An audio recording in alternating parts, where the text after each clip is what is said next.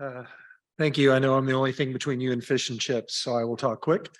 I also want to thank this group for letting me kind of come in here with a talk about a nuclear facility, which honestly feels like the minor leagues of extreme environments after seeing so many talks about space and the Arctic and subsea. So we'll see that. But the thing that I do think we have in common that I was very excited about the talks today was the research often seems to be now the devil's in the details. Like we're ready to deploy these things and we're figuring out little things that need to be done for us to get these in the real world that are still very challenging, but are going to make it happen in the near future. And that's true here. This is the wrong slides. Let me see if I can either bring up my tablet or I think, okay, let's see if I can make this work. Not sure what I did there to screw that up. I'm sure it's my fault. So the first thing I want to talk about here is radiation survey. And I'm going to go back here for just a second so I can talk about this. And I'm going to make my points that would be on the slide. We have shown over and over we can do radiation survey. A recent survey report had 230 citations in it, showing all the different ways that we can do radiation and decontamination. What we now need to be working on is how do we actually do that in active nuclear facilities? And in active nuclear facilities, I'm less worried about thinking ahead to my slides and how I'm going to modify this. We need to be thinking about how we are not going to be spreading the radiation contamination that we're going to be using, that we are not going to, that we can scale this, we can use it in multiple environments, that we can get up every night at 2 a.m. and survey a space and kind of get it done. Now, some of the work that we've done previously was showing that we could do this for gamma and beta. And for gamma and beta, I said, yeah, we're online. There's no way I can plug in my own computer. That we can go in and search the different shelves and the shelf spaces. We can put a directional lanthanum and bromide detector on here, kind of see what is going on. We can make it easy, as we will see in the top right, for non-robotics people to set up new grids and new spaces where they can go in.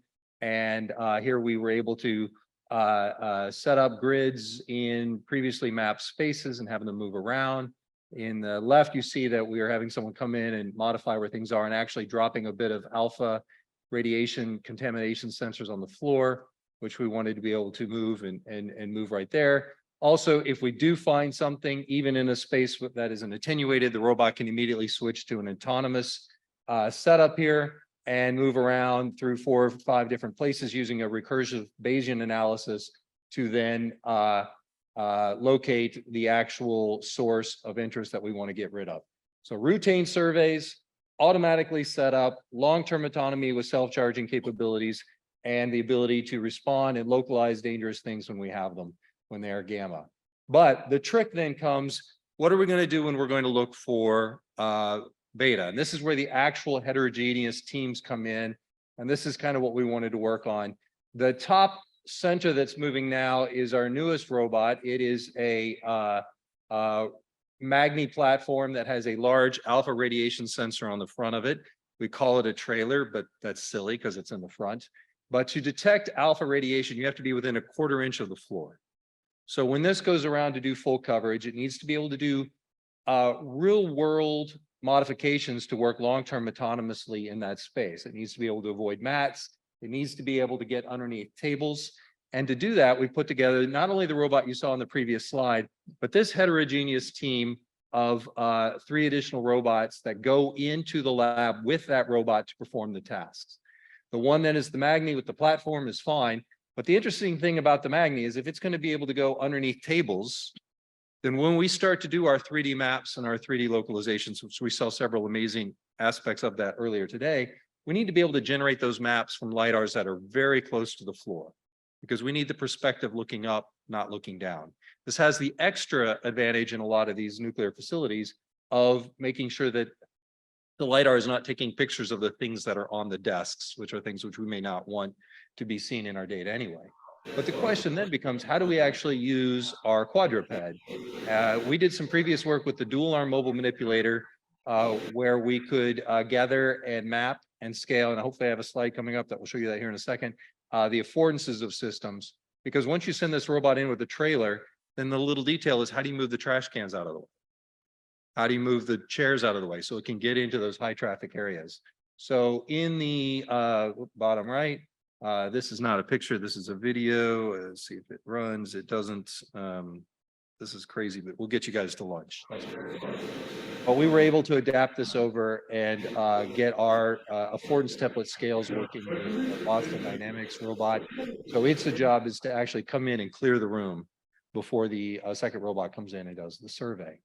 And when it does that survey, of course, we said it needed to be 3D. So we actually had a couple different capabilities that once we have the 3D map, the robot is actually able to go in and move around in its space and perform a full comprehensive coverage. But as we see in the bottom, we have recently updated our algorithms, and I had a better version of this too, with actual full obstacles and 3D capabilities, but it pushes through the comprehensive map that guarantees full coverage of the space. You see in the top left, in a way that assures that the wheels of the robot never touch any space that hasn't previously been cleared by the sensor. So we're able to walk through a space and guarantee full coverage while also showing that we are not spreading any potential contamination we find. Because unlike in space where you're worried about the high energy radiation destroying your components, in a facility like this, you're worried about spreading contamination that is radioactive. And let's skip past, we're going to skip past that. Is this the, no, this is the, these are all fun videos. I would love to spend and share you, but this was a show and tell video that I gave showing that we were able to get a lot of cool stuff working, a lot of situational awareness stuff, but the rope, this is the one if you want to pause the, these are so cool. There we go. So how do we teach the robot how to move all those things around? And I strongly encourage you to go to our website, and sorry to tease all those. And I'm not going to kill lunch by ambushing you with a thing. But how do we teach the robot how to move these things around? So we do a lot of work with augmented reality and situational awareness that you just briefly saw. Here you see that by simply recording hand gestures while opening a door, we are then able to, and feel free to shut the music off if you like. Thank you. We're able to record the affordance of the door. And by recording the affordance of the door, we're capturing it as a screw parameter with the pitch and everything. We can do it with a door with a zero pitch or a drawer with an infinite pitch, or we can do it with things like valves, or we can do it with trash cans or chairs. And what this allows us to then do by recording the affordance of these items, we then are able to perform any task on that item. So this is a truly scalable way of having our robots be able to go in and do these tasks in real time. So here we see a robot's going to come in and perform a task. We've got a compliance set up underneath here so that if it's not perfect, it doesn't matter. We can actually get all that working. And if the robot can go in and now turn that valve in any different way, we've even got an IORT so it can connect up in that way. But most important, if we forward just a wee bit, I guess I can't do it from here, a little bit more. There we go. There we go, robust to error. Here we're going to see one of our individuals come in to show that if we're going to be able to do this every night, then when that person comes in and decides to be, I think the technical term is an asshole, pardon, I realize we have kids in the room, and modify things here, that the robot can still come in and re-identify where that valve is and work out its capabilities, even in the presence of actually missing the object because it's off a bit. So we've got a little spatial search and all that kind of thing. And the robot's able to go in and do this. These are the kind of robust little details that we need to be working on if we're working in this particular space. You can see it's going to be able to grab it and then learn, well, I know what the affordance was, I learned what it is now, and now can continue to perform that task. So in that way, it can learn to interact with objects to perform multiple tasks on that object. Task execution.